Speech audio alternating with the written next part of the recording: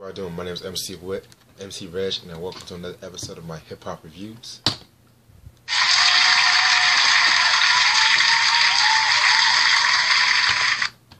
The show where I give my thoughts on certain albums, where I don't care what you guys have to say about it, because it's my show anyway. So there might be some albums where I might give a good review for it.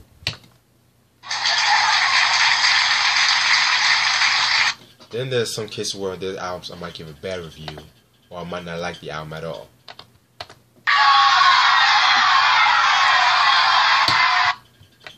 But I don't really care about other people's opinions, because my opinion is all that matters, you know what I'm saying? So kick back, relax, and listen to some of the best reviews you might hear in a while.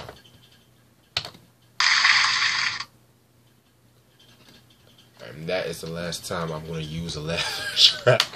That's the last time I'm going to use a laugh track on the reviews. Hey, how's everybody doing? What's up? I just did that for comic effect. Just thinking of new ways for me to like open up the show, except for the standard, hey, how you guys doing? Blah blah blah. So you know what? I'm just gonna do. I just did that thing just to throw you guys everybody off. So let me put some tunes right in. See what I got here. Come on.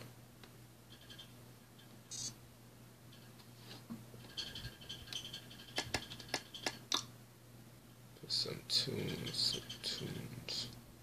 You know, since it's like about almost 2 o'clock, I might put some smooth stuff to begin with. Let me find something smooth for y'all to jam, for y'all to vibe to.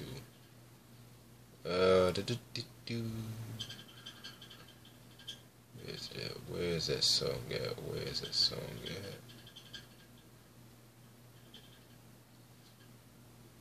Here we go.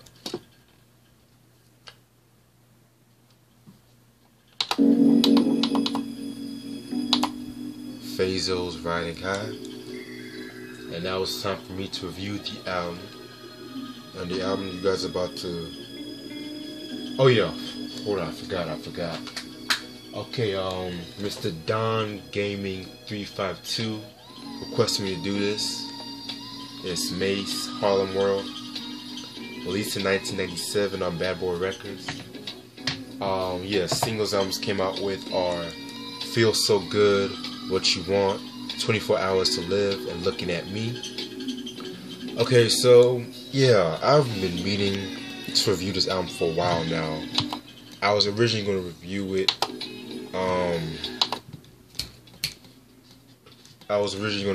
about February, March. You know, this is the album I had to listen to a few times because, like, I wanted to like give a very good review on this album. Personally, I'm gonna say my opinions for the album at the end. But for those of you who don't know who Mase is, he's an MC. He was actually born in Florida, but he moved to Harlem. He moved to Harlem, and he took he was like playing basketball. He had just being a basketball player and all that. Fast forward to 1993, he formed this hip hop group called Children of the Corn. You guys may have, I think I mentioned this a couple of times before. I think I mentioned it, but yeah. This is actually a hip hop group that was actually famous for, like, it was Big L. He was in the group.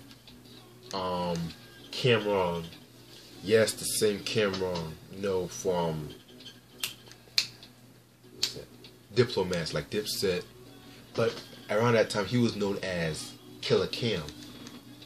And so, I think a couple years after that, he actually met this hip hop producer in country. I think he was at some convention, and that dude country introduced him to Puff Daddy, as he was known as that time, Puff Daddy, And fast forward to 1996,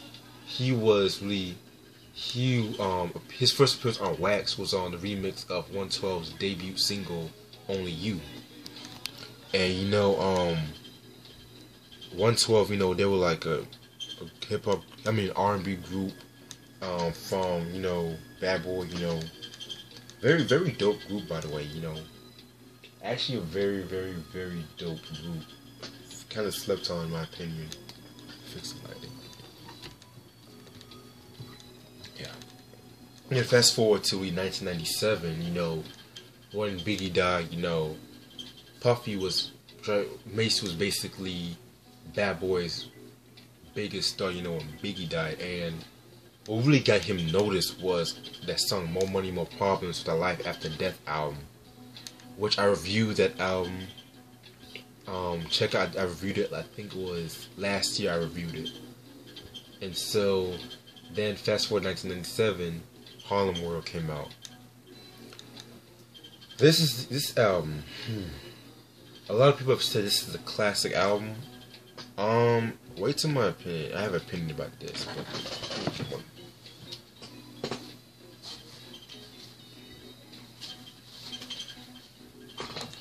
Yeah, so this album was actually nominated for a Grammy back in 1998. Yeah, and producers include Puffy, he was the executive producer. The Hitman, you know, Bad Boys production team, Stevie J, Nasheed Merrick, Jermaine Dupri, the Neptunes, yes, the Neptunes, Dame Grease, and Mose Suave. Guest appearances include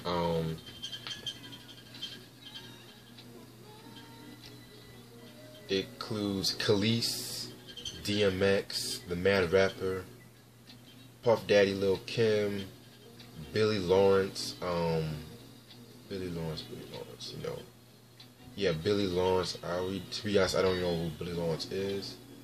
8-Ball, MJG, Busta Rhymes, Kelly Price, Total, another dope and underrated R&B group that I feel like should have gotten more recognition around that time.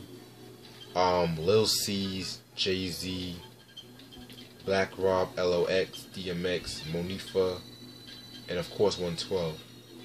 Okay, basically,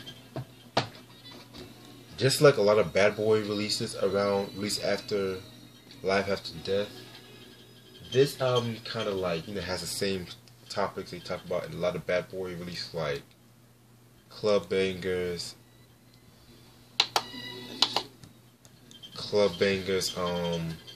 braggadocio lyrics, materialistic things like money, cars. So I'm not really gonna review all the songs because I don't want to sound repetitive. I'm gonna review certain songs that got my attention though. Okay, track number 2, Do You Want to Get Money featuring Khalees. That's actually a very interesting song right there.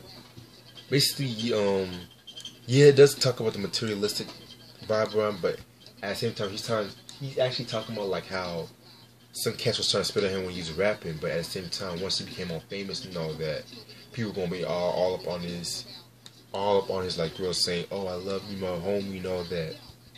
And there was one line in general that he kind of threw a shot at Jay-Z. There was this one that said, "Yo, the reality of it all, everybody can tell. If you have currency, you won't be worrying about me. But see, I could go the horse to my gold Hummer."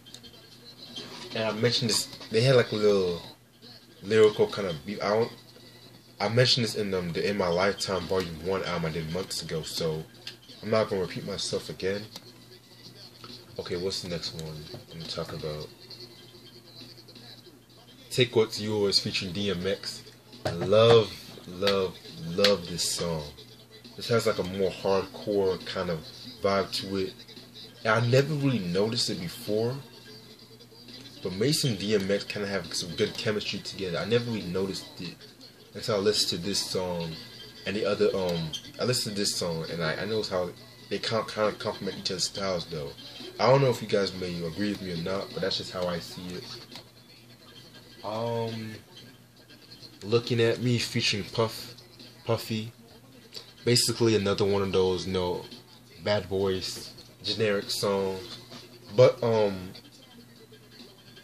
this the beat that was actually produced by like the Neptunes. And this is actually one of those, and this is actually one of the songs that really got their attention, you know, in the Mase, because let's be real, the Neptunes they didn't really. I know a lot of people say like 2000. That's when they became like really popular. But at the same time, like they were producing shit before 2000. They were producing cats like SWV, Noriega, all them like people like that. And okay, what else? The Play Away featuring 8 Ball MJG.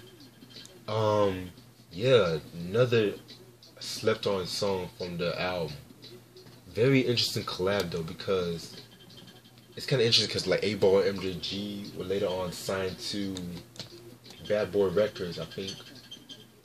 I think they signed, if I'm not mistaken, like sometime around the mid 2000s though.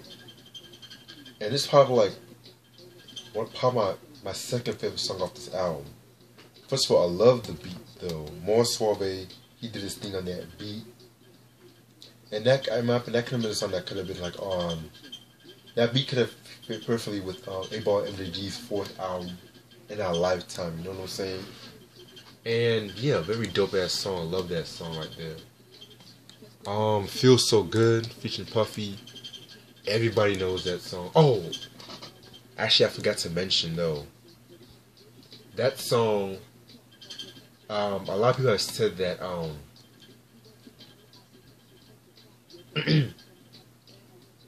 That's like really like one of the first. If I was looking up this album, a lot of people said that was like one of the first collabs between the East Coast and the South.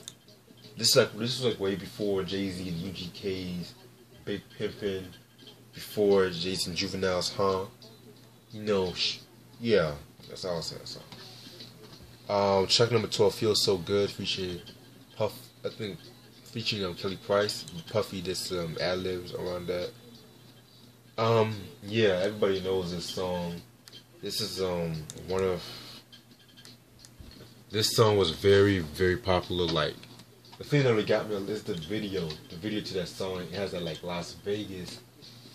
It has like that Las Vegas kind of feel to it. And you know, it's like big like lights everywhere. You know, everybody's seen the video. You know, that was really like at the peak of the whole shiny suit era. Yeah.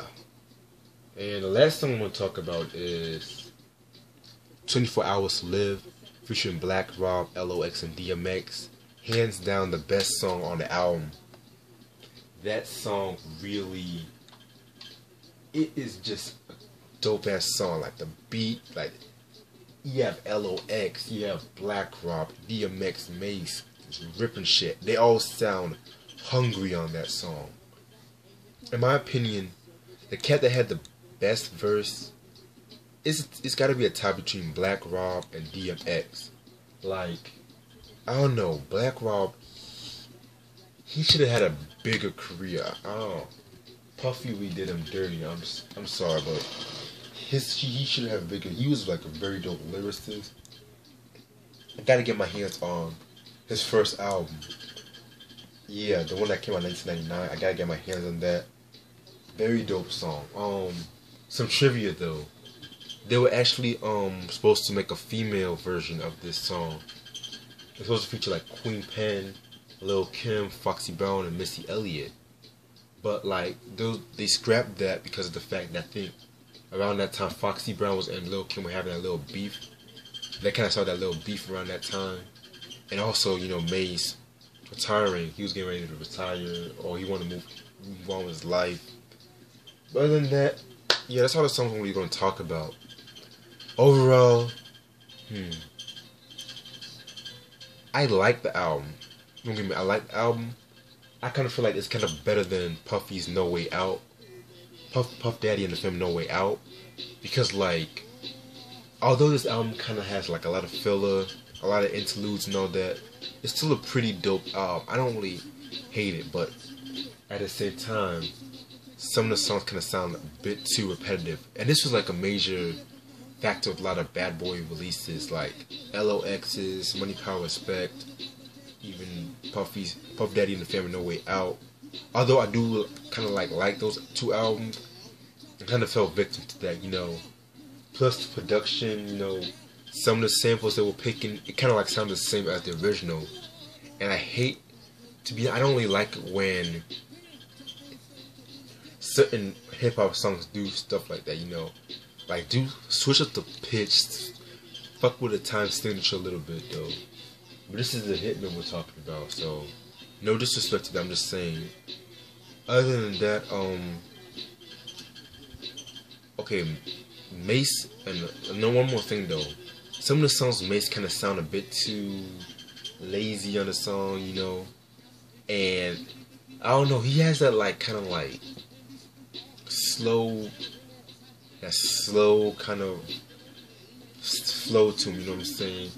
And it's not really, sometimes I can get on my nerves sometimes in certain songs though. And the thing about Mase that he's kind of like, he always interests me in a way, you know. Like 1 minute, like, you know, he started off in a hardcore hip hop group. Then once he got to Bad Boy, he started like being up to mainstream, you know. Then he retired. And then he came back. He wanted like a cleaner image. Then he signed to G Unit. And then like something he just popped out of nowhere, like in media, you know what I'm saying? And I kind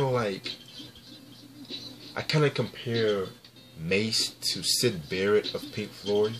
I know before you guys could be like, what is he talking about? Like, listen to what I'm about to say. Now,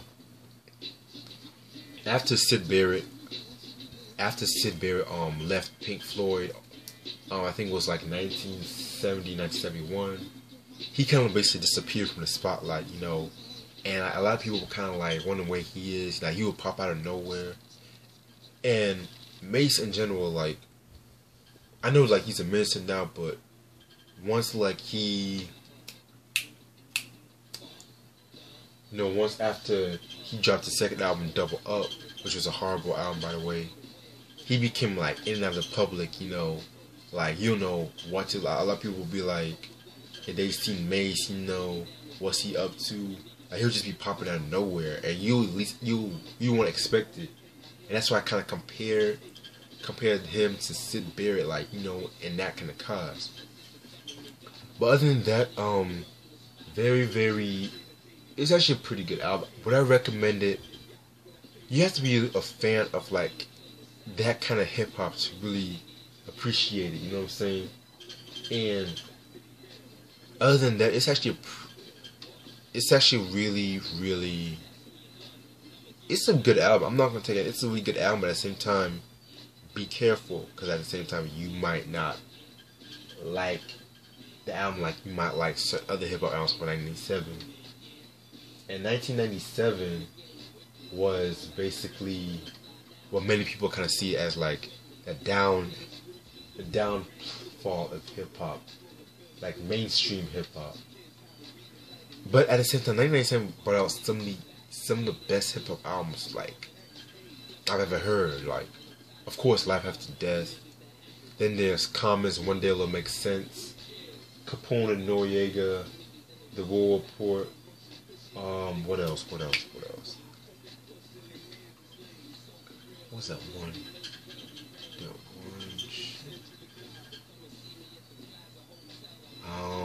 Damn, what was that one album? I just had it in my mind. God. No ID's first solo album. What else? Yeah, 1997 was a very good year. Like, you know, and you just have to dig deeper. You know, dig deeper into like what you will find like in certain Camp Lo's Uptown Saturday Night. That's the album I forgot about. Yeah. And like I said, 1997, you have to dig deep to find good hip hop albums, you know, because they're very good hip hop in each year.